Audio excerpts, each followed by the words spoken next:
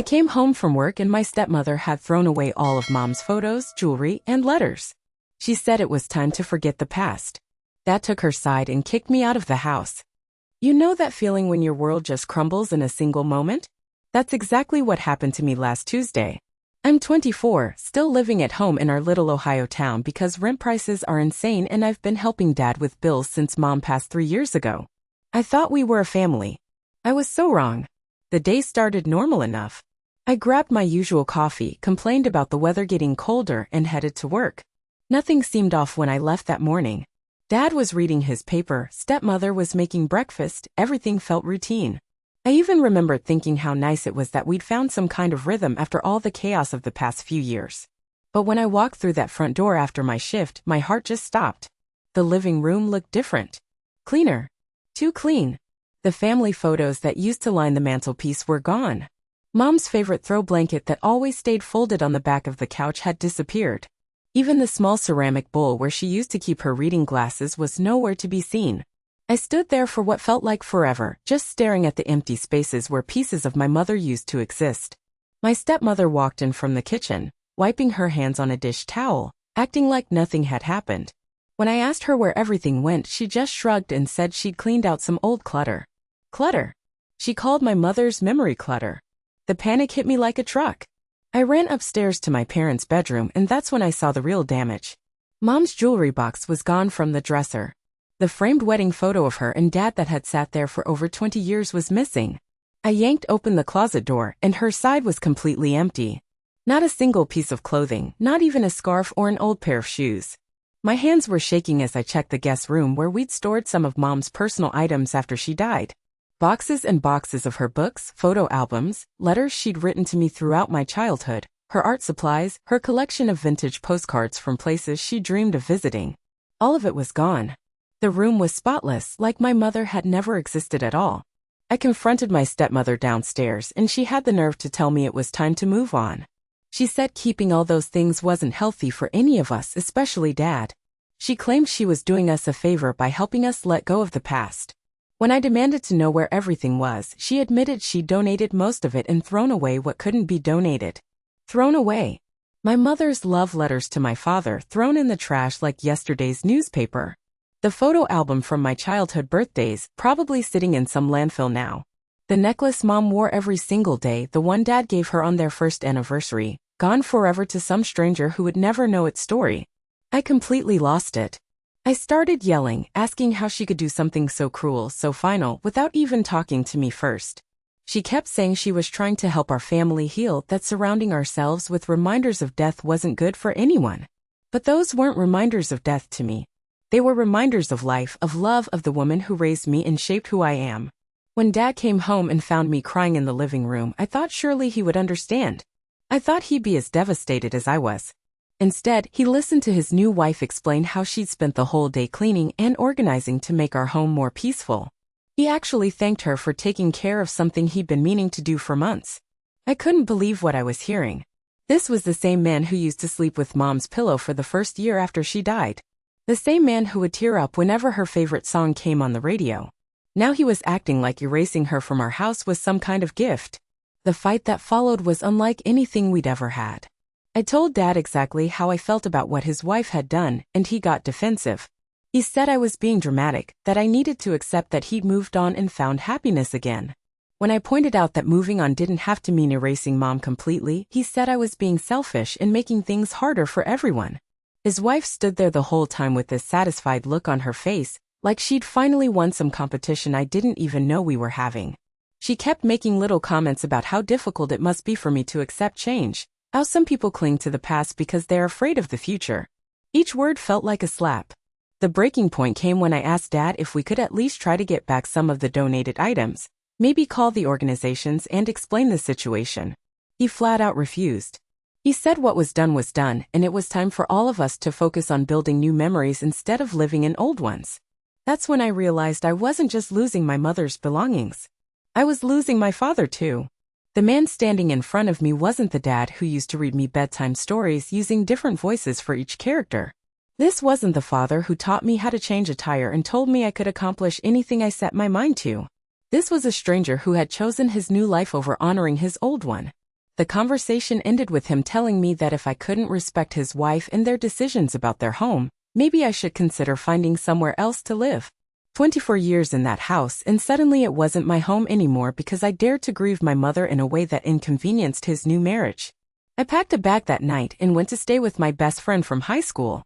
She lives in a tiny apartment above the bakery downtown, but she cleared out her couch for me without asking a single question. Sometimes you don't realize who your real family is until your blood family lets you down. Update 1. It's been 2 weeks since I posted, and wow, I never expected so many people to care about my situation. Reading all your comments and messages has been both heartbreaking and comforting. Some of you shared your own stories about losing parents and dealing with difficult step-parents, and honestly, knowing I'm not alone in this mess has helped more than I can explain. A lot of you suggested I try to track down the donated items, so that's exactly what I did. I spent last weekend driving to every thrift store, charity shop, and donation center within a 30-mile radius of our town.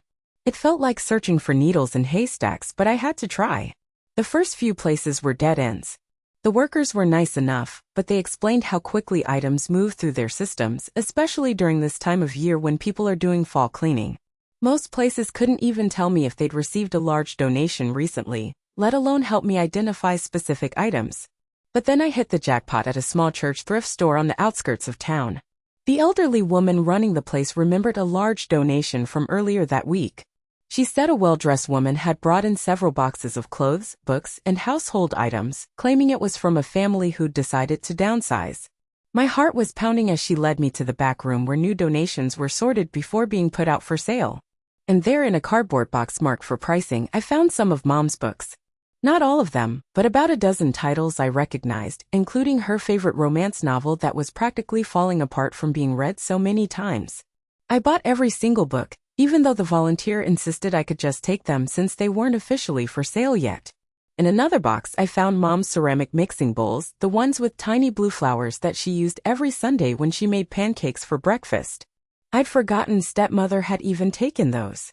The real treasure was discovered almost by accident. As I was getting ready to leave, the volunteer mentioned that they'd had to set aside some items that weren't suitable for sale. She showed me a small box of what she called personal papers and photographs, things they always returned to donors in case they'd been included by mistake. Inside that box were some of Mom's letters. Not all of them, but enough to make me sit down right there in the church storage room and cry. Letters she'd written to her sister, letters from her college friends, and most incredibly, a few letters she'd written to me that were meant to be given to me on my wedding day. I had no idea they even existed. The volunteer was so kind. She made me tea and sat with me while I looked through everything. She told me about losing her own mother years ago and how certain objects can hold more love than seems physically possible. She didn't ask questions about why these things had ended up donated, just helped me carefully pack everything I'd found. I also discovered that not everything had been donated. When I called around to different garbage services, I learned that our regular pickup had been delayed last week due to equipment problems. On a desperate hunch, I drove to the landfill where our town's waste gets processed. The workers there thought I was crazy, but one guy agreed to help me look through the recent deliveries from our neighborhood. It was disgusting and heartbreaking and hopeful all at the same time. We found 2 bags that looked like they might be from our house. Most of the contents were ruined by coffee grounds and kitchen scraps, but I managed to salvage a few photos and one of Mom's scarves that had somehow stayed clean. The scarf still smelled faintly like her perfume. I sat in my car in that landfill parking lot and held it against my face and cried harder than I had since her funeral. It felt like getting a tiny piece of her back from the dead. But the most surprising thing happened when I got back to my friend's apartment. Dad was there, waiting for me. He looked terrible, like he hadn't been sleeping. At first I thought Stepmother had sent him to yell at me some more, but instead he just asked if we could talk. He told me he'd been thinking about what happened, about Mom's things and how I'd reacted. He said his wife had convinced him that keeping those items was preventing him from moving forward with his new marriage, but seeing how devastated I was made him realize he might have made a mistake. Then he said something that floored me. He admitted that he'd kept one box of Mom's most important things hidden in the garage, stuff he couldn't bear to let go of. He'd been too ashamed to tell me about it during our fight, too caught up in defending his wife's actions to admit he didn't fully agree with them either. We drove to the house together while Stepmother was at her book club. In the back corner of the garage, behind some old paint cans and Christmas decorations, was a plastic storage container I'd never noticed before. Inside were mom's wedding dress, her jewelry box with most of her important pieces still inside, photo albums from before I was born, and a wooden recipe box filled with handwritten cards in her careful cursive. Dad sat on an old lawn chair while I went through everything, and for the first time since Mom died, we talked about her without it being sad or awkward. He told me stories I'd never heard about their early relationship, about how nervous he was when he first met her parents, about the way she used to hum while she cooked dinner. It felt like we were both remembering that grief doesn't have to be something you get over. Sometimes it's something you learn to carry differently. Update 2. I honestly didn't think I'd be writing another update, but the last month has been such a roller coaster that I needed to share what's been happening. Thank you again to everyone who reached out after my first update. Your support has meant everything. Things with Dad have been complicated but slowly improving. After we found Mom's hidden box, we started meeting for coffee once a week, just the two of us. It was awkward at first, like we were strangers trying to figure out how to be related to each other again. But gradually we began finding our way back to something that felt like a father-daughter relationship. He admitted that remarrying so quickly after Mom's death had been his way of avoiding grief, and that his new wife had made him feel guilty for missing his first marriage. She'd convinced him that moving on meant forgetting, that holding on to memories was the same as being stuck in the past. He'd been so afraid of being alone with his sadness that he'd let someone else dictate how he should feel. But here's where things got really interesting. Remember how I mentioned that Stepmother seemed almost satisfied during our big fight? Well, it turns out there was more to her urgency about getting rid of Mom's things than just wanting to help our family heal. Dad's sister, my aunt, had been growing suspicious about Stepmother's behavior for months. She'd noticed how quickly Stepmother had moved into our house, how she'd immediately started redecorating and changing things, how she seemed to discourage Dad from talking about Mom even in casual conversation. So Aunt decided to do some digging. She discovered that Stepmother had been married twice before, both times to widowers, and both previous marriages had ended in divorce within 3 years. There was a pattern of her moving in quickly, isolating her husbands from reminders of their previous lives, and then taking significant assets when the relationships inevitably failed. But the real kicker came when Aunt found out that Stepmother had been selling some of Mom's jewelry online. Not donating it like she'd claimed, but actually profiting from it. She'd kept the most valuable pieces from the donation boxes and had been listing them on various auction sites over the past few weeks. Aunt showed Dad the evidence she'd gathered, including screenshots of Mom's pearl necklace and diamond earrings being sold by an account linked to Stepmother's email address. The same necklace that was supposedly sitting in some donation bin somewhere, helping a family in need. Dad was devastated. Not just about the theft, but about realizing how thoroughly he'd been manipulated. He genuinely believed that his wife was trying to help our family move forward, when really she'd been systematically erasing Mom's presence while profiting from her memory. The confrontation happened on a Saturday morning while I was at the house helping Dad go through more of Mom's recovered items. Stepmother came home from her weekly shopping trip to find Dad, Aunt, and me sitting at the kitchen table with printed screenshots of her online sales. I'd never seen someone's face change so dramatically so quickly. She went from surprised to angry to calculating in about 10 seconds. First she denied everything, then she claimed she'd only sold a few pieces to help with household expenses, then finally she got defensive and said she had every right to make decisions about items in her own home. That's when Dad found his backbone again. He told her that selling stolen property was illegal, that those items had never been hers to take, and that their marriage was over.